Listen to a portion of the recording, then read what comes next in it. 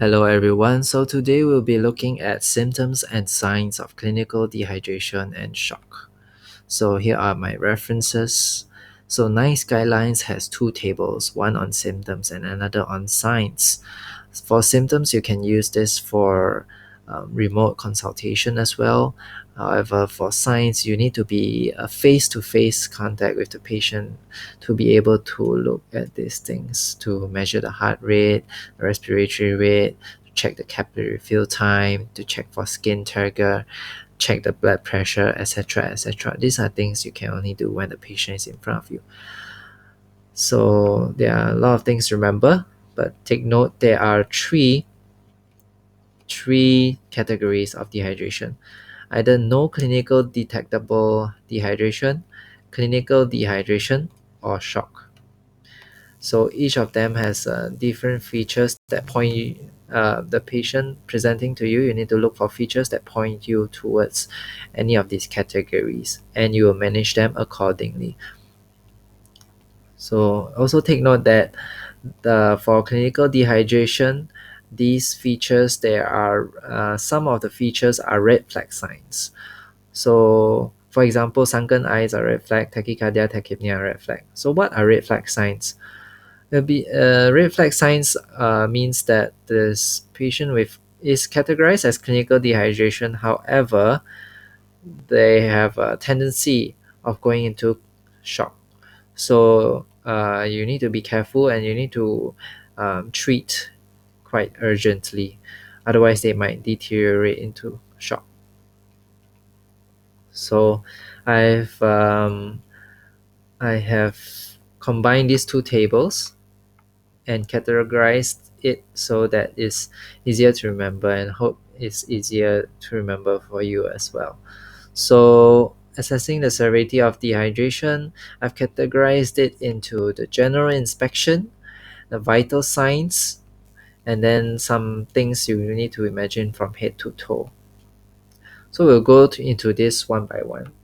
So first is the general inspection. You look at the patient. Do they look well or unwell?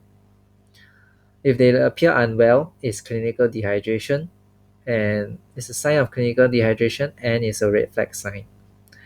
Second, you look at the patient and you see whether they are alert and responsive or not. If they are irritable or lethargic, it's a sign of clinical dehydration and it's a red flag sign. Whereas if they have decreased level of consciousness, it's a sign of shock already. Then you look at the skin of the patient. You observe the skin for any changes, specifically whether there's pale or mottled skin or not. If there's pale or mottled skin, then it points towards shock. Next, you're gonna look at vital signs. So you know 5 vital signs, right? But in this case, there are 6 things because when you measure the pulse, you're gonna check for rate and volume at the same time. So first, you're gonna check for capillary refill. Imagine you are touching the patient and you're pressing on the finger and you check for capillary refill time. If it's prolonged, meaning more than 2 seconds, it's already a sign of clinical shock. Next, you're gonna touch the patient's hand to feel for temperature, right? So if the extremities are cold, it's already a sign of shock. Then you're gonna feel for the pulse. You're gonna measure the heart rate. If there's tachycardia, it's already a sign of clinical dehydration, and it's also a red flag sign. And at the same time, you're measuring the heart rate. You measure you feel how strong is the pulse. If there's weak peripheral pulse, it's already a sign of clinical shock. At the same time, usually when you're measuring the heart rate, if you're able to multitask, you also be measuring the respiratory rate. If the respiratory rate is raised, tachypnea is a sign of clinical dehydration and is a red flag sign. And then the last vital sign is the blood pressure. So if the blood pressure is low, it's already a sign of shock and it's a sign of decompensated shock. Lastly, we're gonna think from head to toe. Specifically in this case, you're gonna imagine looking at the eyes, the mouth, the abdomen, and also the groin area. So for the eyes, you're going to look whether there's sunken eyes or not. If there's sunken eyes, there's a red flag sign of clinical dehydration. And then you look at the mouth, is it dry? If it's dry, it's a clinical dehydration.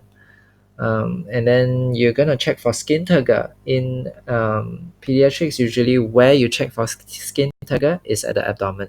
So you try and pinch a little bit and you pull out a bit of the abdominal skin, and you see how long it takes for the skin to retract. If it takes a long time for it to go back to the previous shape, then it's a sign of clinical dehydration and it's a red flag sign.